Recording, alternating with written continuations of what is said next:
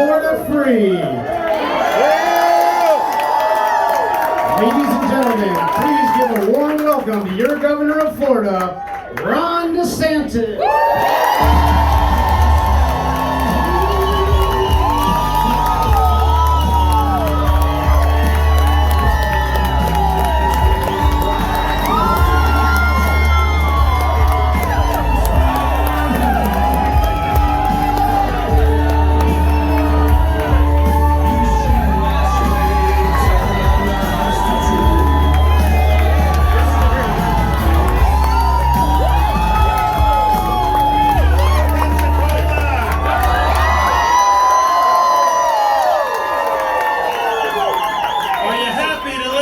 Free state of Florida. Are you going to work hard between now and November 8th so we can keep it that way? Are you going to work with me so we can keep Biden's policies out of the state of Florida? Good, we need it. You know, Biden he's in Florida today. I haven't followed what he's done or anything, but he's coming to Florida and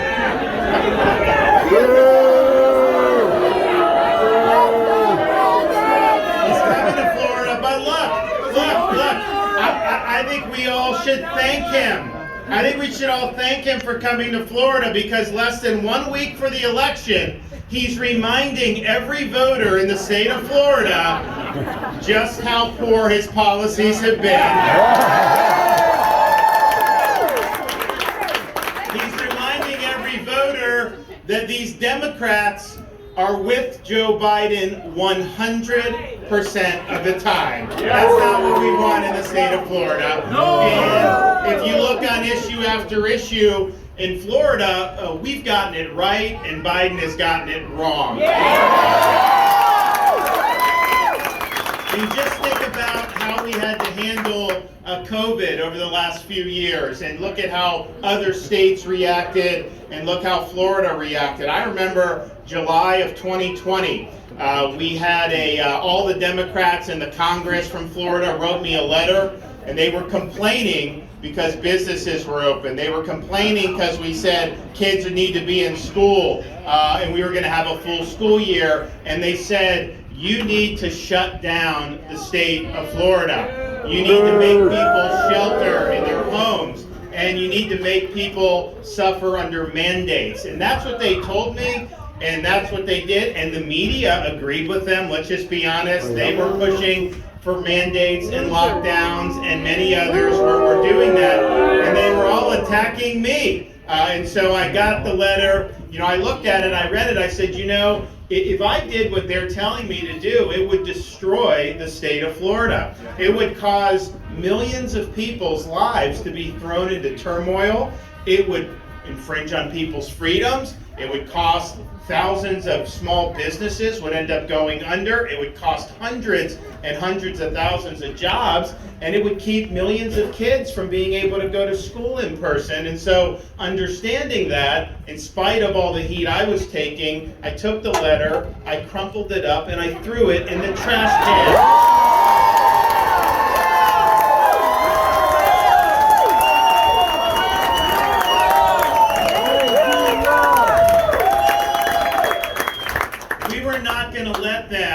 We were not going to let them turn this state into some type of Faucian dystopia. We wanted to make sure that we stood up for people's rights and their ability to make their own decisions. And obviously people like Biden don't like that. But we're proud to have chosen freedom over Fauciism. And I can tell you this, if Florida had not led during those times, very few other states probably would have ended up following suit, and this whole country would be much worse off if we had not led.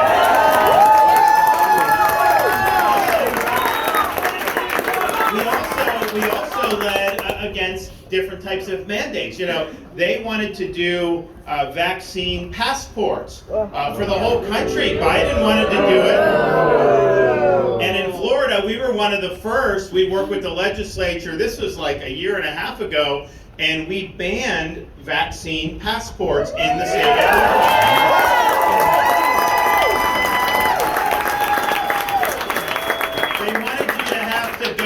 go to a restaurant, have to show your medical records, or go to a movie theater, have to show That's unacceptable, and what that would do is marginalize people just for making a decision about a shot. And many of these people who had COVID recognized that they had immunity through prior infection, and the experts ignored that, and they acted like that didn't exist, and so they wanted to impose this.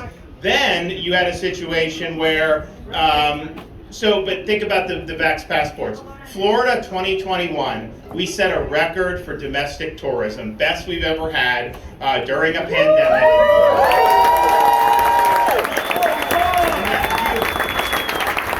And then if you look at international visitors to the United States in 2021, the total amount of visitors, almost 45% of those visitors to our entire country were the state of Florida. And why not?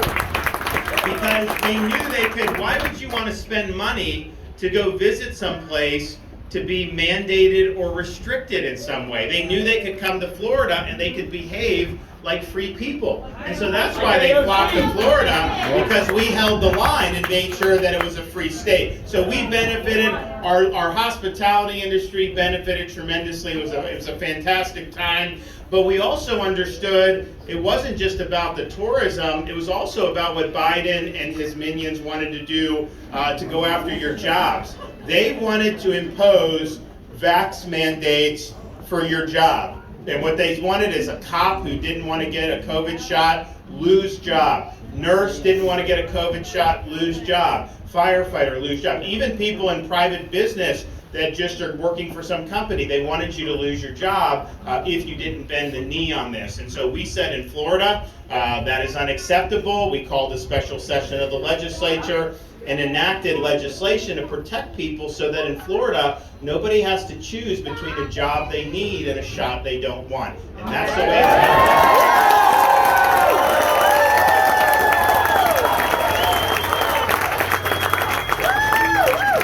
Now, what you're now seeing, though, is you have the CDC has now added COVID shots to the childhood immunization schedule.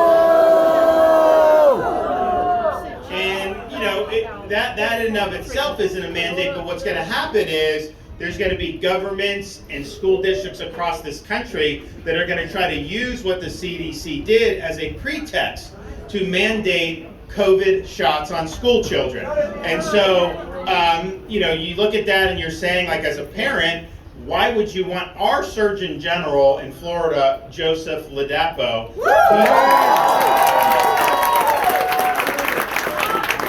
he has looked at the data and he has said there's no proven benefit to be jabbing these kids with these mRNA shots. So he recommends parents do not do it for their kid. Now, it's a free state. Parents can make different decisions on that. But why would you get in a situation where you would want to have, where you would allow school district potentially to mandate this on these kids? And so, but that is a specter of something that's going to happen. Fortunately, in Florida, you have me, and I think ahead on these things. And so last year,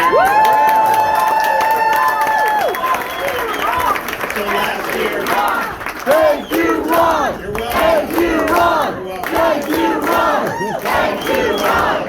Thank you, Ron. We knew that this was something that could happen very early on. So last year, I got the legislature to pass legislation in the state of Florida that prohibits school districts from mandating COVID shots.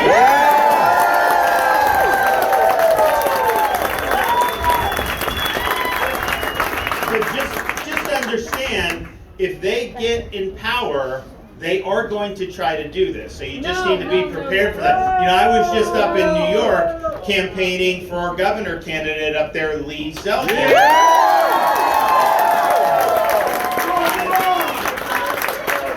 And the thing is that, he's running against the governor. She was not even elected. She's not elected, and honestly, she's just objectively terrible at what she's doing. She wants to mandate COVID jabs for these kids. And so if Lee wins, he's going to be able to protect these parents. But if he doesn't, New York is going to try to do this. She wants to force the kids to wear masks again, for Pete's sake. That's what you're going to get. So just understand, the left wants to impose this. And here's the thing that we should have learned. I think you guys understand, I do, hopefully more people do, is all of this stuff with these mandates, it was never about medical science. It was only about forcing your compliance with their agenda. That's the only thing it was all about.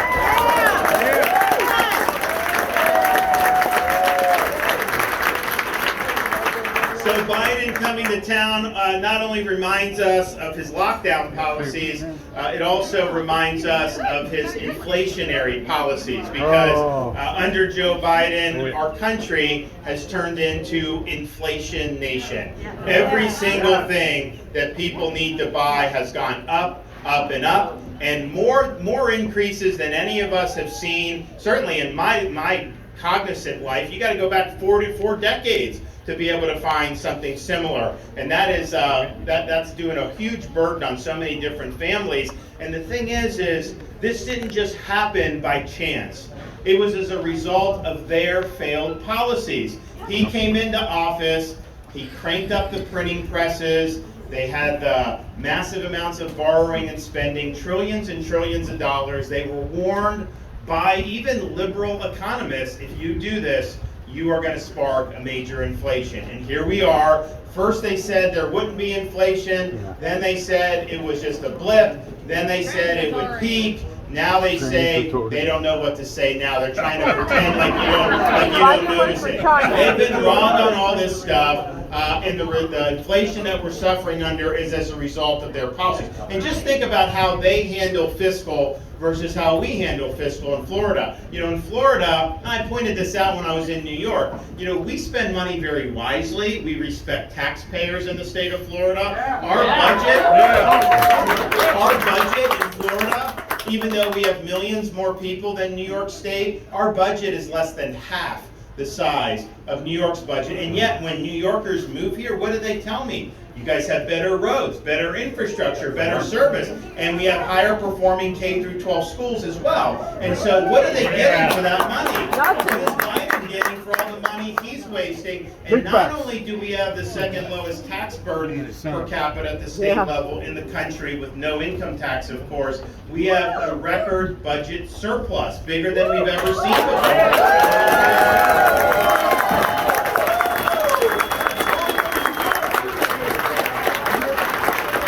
So you see how they handle it, both with Biden, but also with states like New York and like Florida. And the thing about Florida is, not only do we have surplus, but we've done big things. We've done big infrastructure, we've done big stuff for education, we've done big things for natural resources and environment, and we're happy to do those because it's important for the state, but we're doing it in a way that respects taxpayers and that is sustainable for the long term. These guys are running this country into the ditch with $31 trillion in debt, and these other states have massive debt as well. So we're doing it the right way. And then what is their response to the inflation problem in Washington? They passed legislation called the Inflation Reduction Act, which just the name of that alone shows you what they think of you. They think that you are just so stupid that you will actually believe, if they take some piece of a jalopy piece of legislation like that, say it's going to reduce inflation in the title, that you'll actually believe that. They're insulting your intelligence when they call it the Inflation Reduction Act. So they passed it, and the question is like, what is in that is reducing inflation? They are creating 87,000 new IRS agents. And they're not going to go after the limousine liberals that vote for them. It's going to go after people like you. It's going to go after people who are small businesses, middle-class people who can't afford to have 6 accountants and all these lawyers. That's what they're going to do for that. And I just think that any member of Congress that voted for Inflation Reduction Act and those 87,000 IRS agents should be required to be audited every year.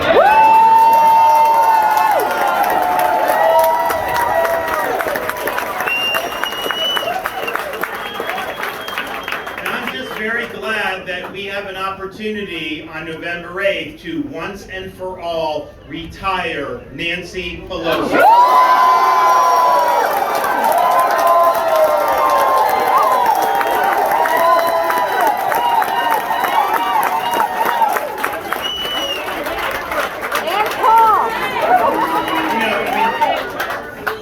It shows you with a lot of these people, and you see how long they've been in Washington, yeah, we'll win and we'll be able to retire some of them, but the best thing to do going forward is to have term limits for members of Congress.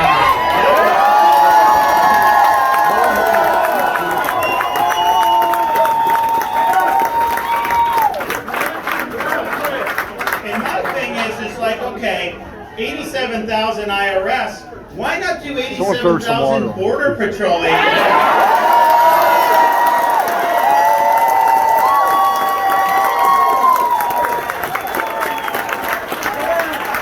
Because they don't care about the border when you have millions of people illegally coming across, violating our border. They don't care about that. They don't care about the fact that the cartels are making a fortune with what's going on down there, and they're eating our lunch every day. They don't care about criminal aliens getting into this country. They don't care. There were over 90 suspected terrorists that came across the southern. That's just that we know of. There's probably many more. They don't care about that. We had a sheriff's deputy in Pinellas County killed by a twice deported illegal alien who came across Biden's open border 6 months ago. They don't care about that. They don't care about the record fentanyl deaths that we see ravaging communities all across this country. And it's not limited to the southern border. That fentanyl is getting everywhere, and it's caused huge heartbreak for many families all across the state. They don't care about that.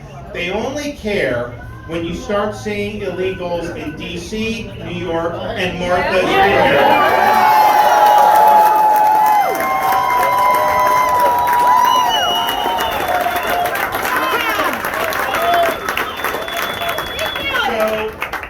Biden is reminding us by coming to Florida that he has failed on inflation, that he has failed at the border, and he has failed on energy prices and energy independence. He came into office, and what they decided to do was to kneecap American energy production. We were energy independent when he came into office. Now he's begging Maduro from Venezuela for oil. He's begging the Saudis for oil. And the Saudis don't want to play ball with him because he's playing footsie with Iran, so they cut production with OPEC. Of course they're going to do that. They're going to do. But here's the thing. Biden has put himself in this position by kneecapping our own production. So we're now more vulnerable to what happens overseas. We need to be energy independent. And that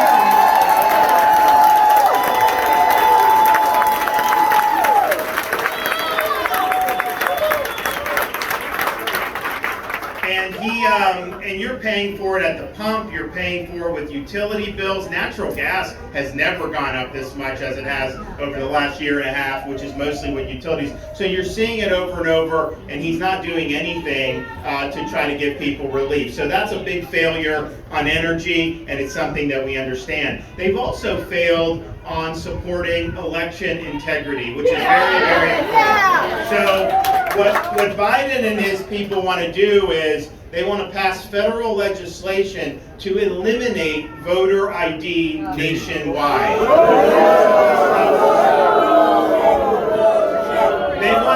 They want to make ballot harvesting mandatory in all 50 states.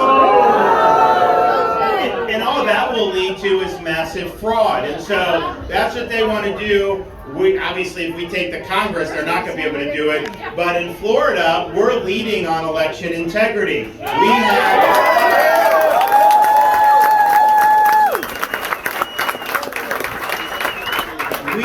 state of Florida have banned ballot harvesting in our state. We require voter ID, not just for in-person voting, which we have for a long time. Now, if you want to request an absentee ballot, you need to have voter ID.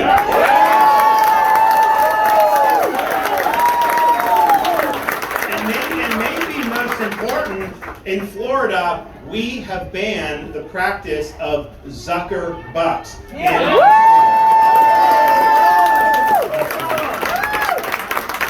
And because of how important that is, we need to make sure that those pieces of legislation are enforced. We need the rule of law to prevail. So we created, for the first time this year in state government, a unit in the Department of State whose sole job is to police election fraud and election irregularities.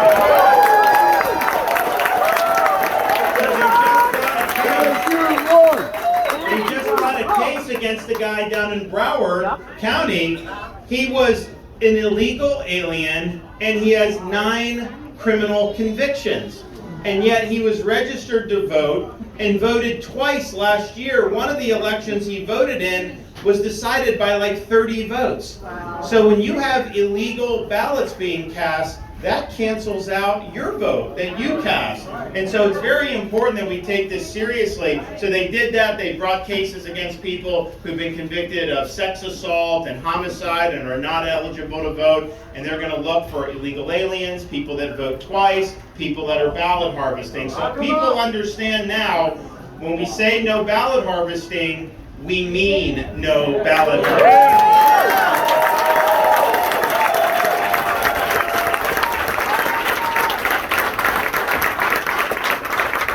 One of the areas where we've been battling the Biden administration is on the issue of education.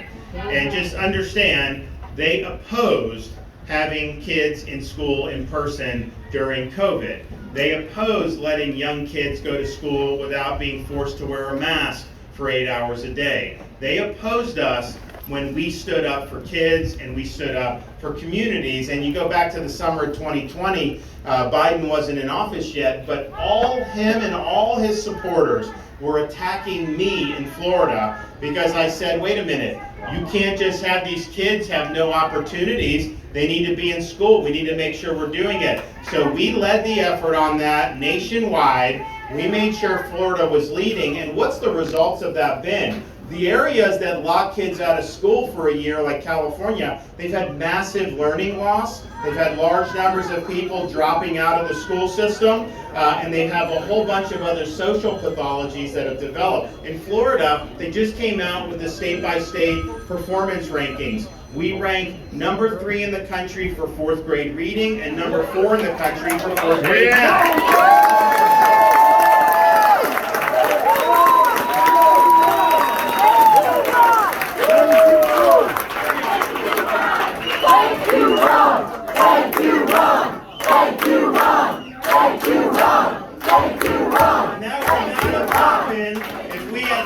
To Biden, and we had listened to the special interest groups that support him and support his party because they wanted kids locked out. And now they're in a situation where they're trying to reinvent history. They want revisionist history about what actually happened. They want to say, oh, you know, the COVID stuff, let's just move on, you know, no big deal, just take a mulligan and move on. No, because if it wasn't for people like me, they would have ended up winning on a lot of these issues, and it would have destroyed our country if they had prevailed. So we're not going to let people forget. You have one group of people in our country, Biden and his folks, that want mandates. They wanted lockouts. They wanted all these things that we know have been so destructive. And it was states like Florida that pushed back on that and stood up for what was right. That's just what happened, and we need to be honest about it. Because I can tell you, if I was not governor and you had the other guy in 18 win. Oh my God!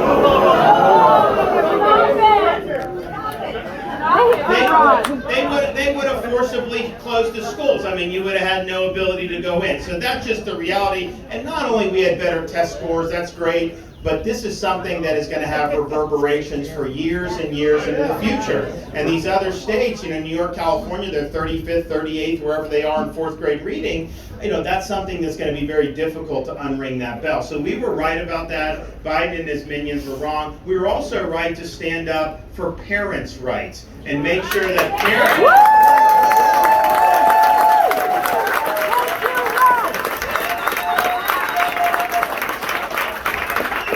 matter. Parents have a fundamental role in the education and upbringing of their kids. Schools, school systems, charter schools, private schools, whatever we have, are all very important, and they serve an important role, but they do not supersede the rights of parents to raise their kids. And in Florida, we've enacted a Parents' Bill of Rights, and that gave us the ability to make sure kids could go to school without having to wear a mask for 8 hours a day, which was not scientific, and the Biden administration opposed us on that. They may have even tried to sue us on that. I know some people tried to sue us on that. And we won again. They sue and we always end up eventually.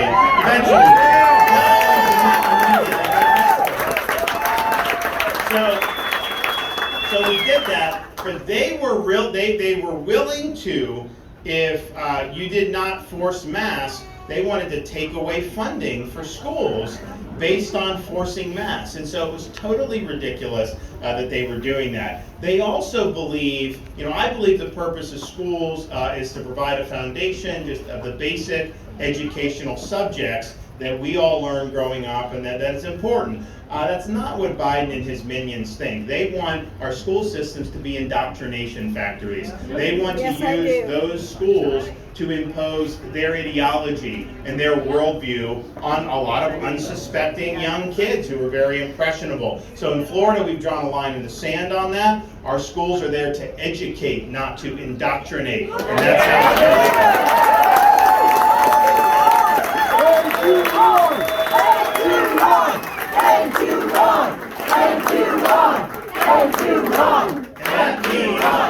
that means that we have done things like ban critical race theory in our kids.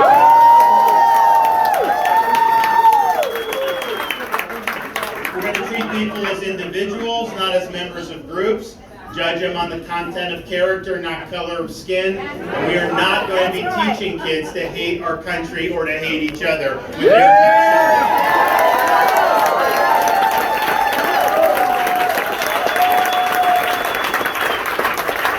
We're going to make sure that we do a better job, and we have since I've been governor, of teaching kids about American civics, about our Constitution, about our natural rights, about what it means to be an American. All very, very important to have that foundation. And part of the way we do that is not only to get the Constitution in the classrooms, to promote civics, which we have done in a big way, but also provide instruction on countries that are much different than ours and let them do the comparison. So I've signed legislation. Every November 7th in Florida is going to be a day for the whole state as a whole to reflect, but kids in school to learn about the victims of communist regimes.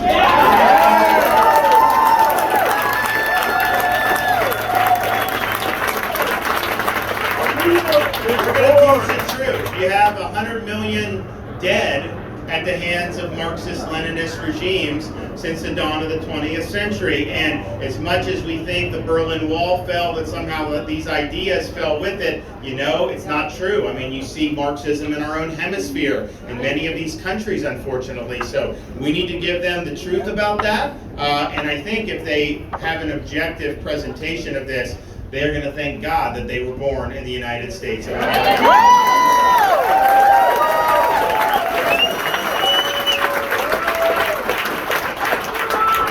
We also, as parents, and my wife and I, we have a 5, a 4, and a 2-year-old at home, and they give us our money's worth.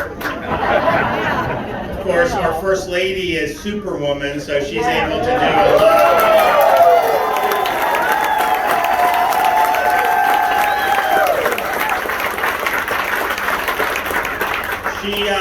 She cut a commercial for me. Did you guys see her? And, she was planning on kind of what she was going to do, and she had it kind of been written out, and she said, I need you to review this. I want to make sure you're okay with it. And I'm like, no, I'm not going to do that. She's like, why? I'm like, because it's not about me. Like, it's not about anyone on the campaign. This is about what you think you want to say. Don't let anyone tell you it's good or not. If it's coming from the heart, that's what people want. So you do it. I trust you, and I think you're going to do a really good job. So what she did was, when they do the commercials, they do these commercials, you have all this, you have cameras, you have all these people milling around, and I'm very finicky about it because I'm like, if you want me to shoot a commercial, be ready to shoot when I get there. I don't want to sit there and hurry up and wait for an hour, but there's a lot that goes into it. So she kicked everyone out of the room. It was just the cameraman and her. She threw the script away and just spoke from the heart into the camera. And that's why it was so effective, because it was genuine. And it was very authentic. So my wife and I have our hands full, but part of it is just, as parents of young kids now, it's difficult because there's so many of these influences out there. I just think like you should be able to go to school, watch cartoons, just play, without there always being some agenda someone's trying to shove down their throat. So what's so hard about that? And so we just were able to sign a bill, Parents' Rights in Education, which said, honestly, this is not a big deal, but the media made it a big deal. We're not going to be jamming things like woke gender ideology in elementary school. We're not going to have it. It's inappropriate to teach some first grader that they may have been born in the wrong body. It's inappropriate to teach a 9-year-old that they were born a girl, but maybe they really should identify as a boy. That's wrong. And even 5 years ago, no one would have thought that was anything even possible, that could happen, and yet it is happening in other parts of this country. Don't let the media tell you differently. It is happening. That's why you have parents in places like Dearborn, Michigan. You have Arab American parents that are protesting what they're jamming into the school system. So that's going on in this country. In Florida, they're going to reach a dead end here. We're not going to let that happen.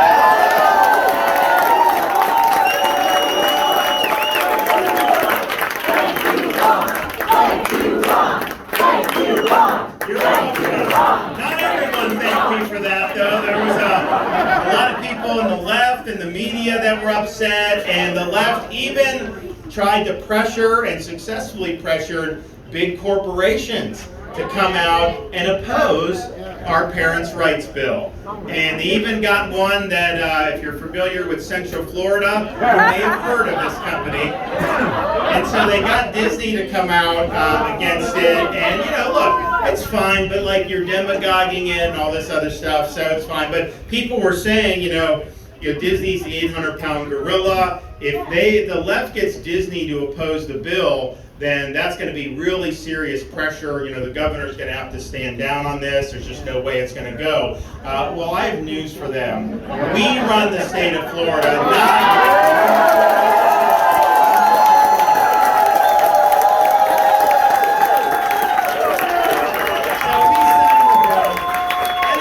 and it's all good. And we were happy to do it. And of course, we're not going to back down. I mean, give me a break. So if we do that, so we do it. But then they say, after we sign the bill, it's our mission to see that the bill is repealed and parents' rights are revoked in Florida. And I'm thinking, like, are you kidding me?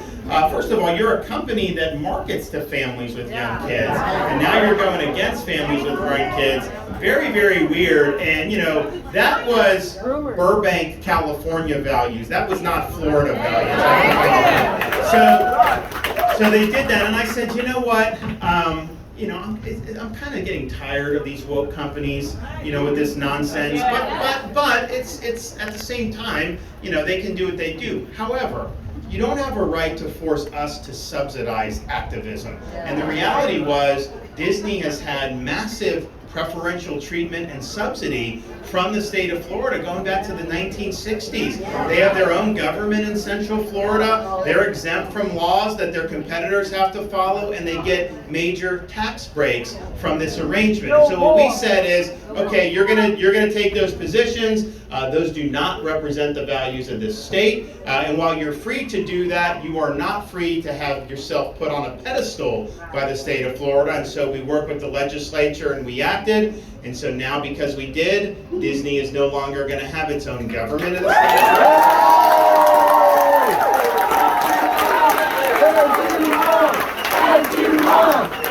They're going to live under the same laws as everybody else in the state of Florida. And they're going to pay their fair share of taxes.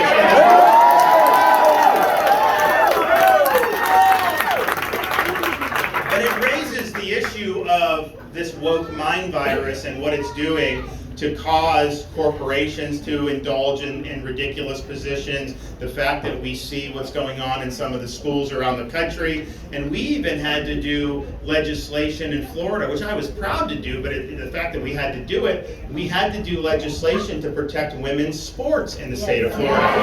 So you have a guy competing on the men's team for 3 years, then switching to the women's, and then wins the women's national championship. And that took away opportunities from women athletes. The number 2 in that race was actually from Florida. She should have won the national championship in 500-yard freestyle. So it's wrong to take away opportunities. And I have a 5-year-old daughter, 4-year-old son, and a 2-year-old daughter. And they're very good athletes. I don't know, whatever they want to do, they can do. But if they do want to do athletics, they should be able to compete with fairness and with integrity and not have somebody who's a biological male competing against the women. And so we signed legislation to make sure that was the law of the state of Florida. You know, some of the companies were moaning about that too, and the NCAA was threatening not to do events in states that protected women's sports. And you know, all I said is like, I will call that bluff every day of the week.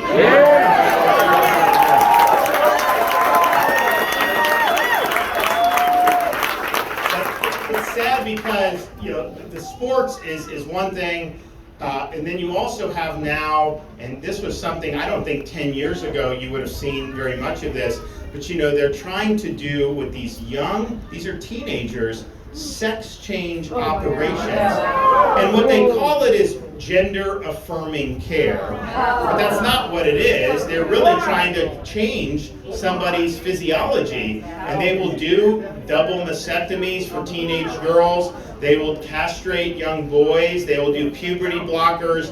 And they try to sanitize it with these euphemisms, but the reality is that is what is going on throughout this country. And so the thing is these are kids that go through a lot at that age. You know, most of the dysphoria that youth experience resolves itself by the time they're adults.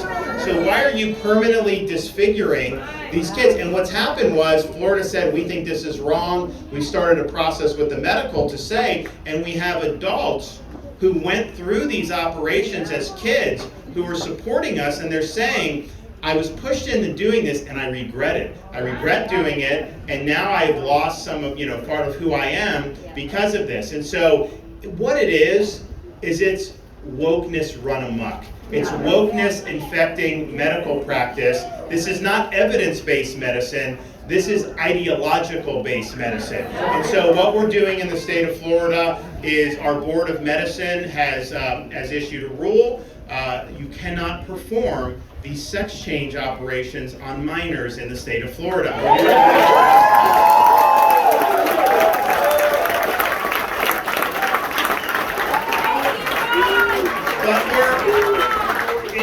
But it raises the larger issue of wokeness in society. I mean, what you see with wokeness is driving people to take down statues of Abraham Lincoln and Thomas Jefferson, trying to rewrite our history. You have wokeness driving people to try to convince us that men can get pregnant. That is happening, and it's not accurate, but they are trying to convince it. So they want you to basically suspend your own reason and judgment and just march in lockstep with their ideological vision. And that will destroy this country if we let that take hold across these institutions more than it has. And in Florida, not only are we working against it taking hold, places that it is, we're pushing back against it to get it out. And I really want the state of Florida, because I think part of being a free person is that you're free from having oppressive ideologies imposed on you.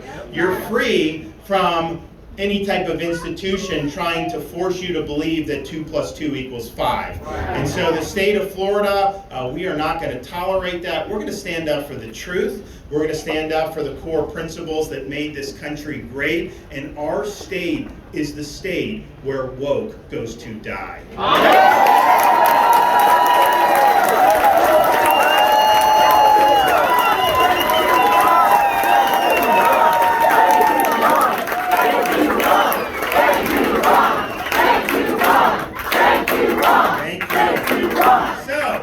How many of you have voted already?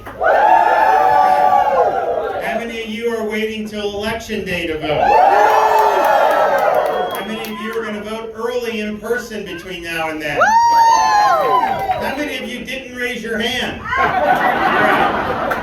You all need to vote. If you've already voted in particular, you're not done yet. You need to work to make sure other people come out to vote. So I don't want to see any of your family members not vote, any of your neighbors, any of your friends, co-workers, employees, you name it. They all need to go out and make their voice heard, because this state was 1/2 of a percentage point away in 2018 from going in a much different direction. You would have had people lose businesses in record numbers. You would have had massive numbers of jobs lost forever. You would have had crime running rampant throughout our streets. You would have had kids locked out of school. Instead of us being the focus of freedom throughout not just the United States, but really throughout the Western world over the last few years, we would have turned in to a really cruel, woke dystopia. And that's really what separated it. And it was all about that. It was all about, electing somebody that was willing to lead and willing to make tough decisions. And so I guess my message is don't take anything for granted. Don't take your freedom for granted. Don't take the direction of this state for granted. Do not think that we have it in the bag. Do not get complacent and think that it's going to be okay no matter what, that somehow, the governor's going to win without my vote. And don't let anyone say that. We need to have record turnout in Northwest Florida.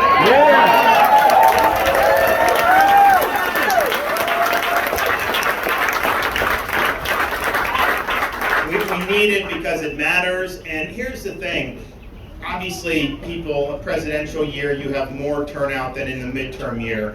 And that'll be true overall for us, even in Florida. But I think if you look at our Republicans in particular, who has been more important in safeguarding your freedoms over the last 4 years than your governor has been? For better in Florida, for worse in a lot of other states. So this is an important election, and they're all important. The legislature, I saw Salzman and Alex here, and they're doing a great job. And other people have done well in our legislature.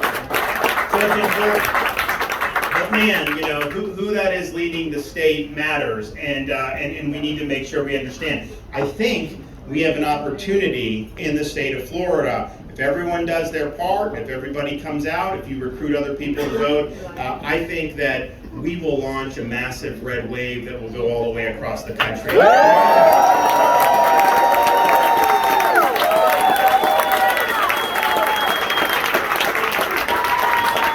it's not just me. Obviously, we have a lot of other candidates running, statewide candidates. We have people running for U.S. Congress. We have state legislative races. We could have probably a pickup of 4 members of Congress just in Florida, and probably super majorities in our state legislature. And if we do that, our freedoms in hindsight in 2018 were hanging by a thread. We dodged a major bullet in 2018, but if we come out and do our part for the next week, they're not going to be able to stop the state of Florida. It's going to go. We're going to have so much momentum.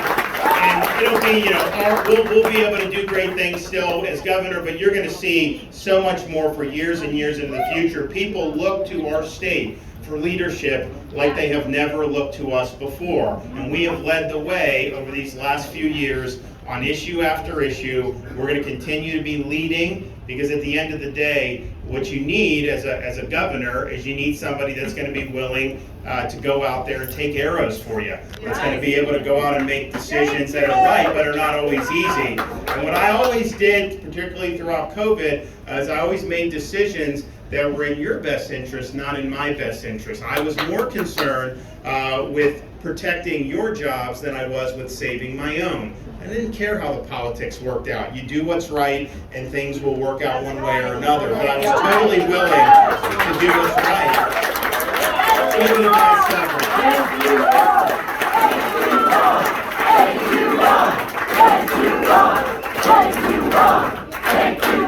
So, are you on November 8th going to send a message to President Biden?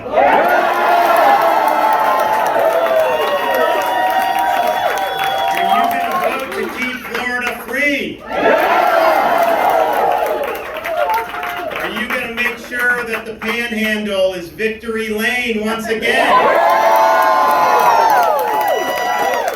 And are you going to go out and re-elect your governor to another term?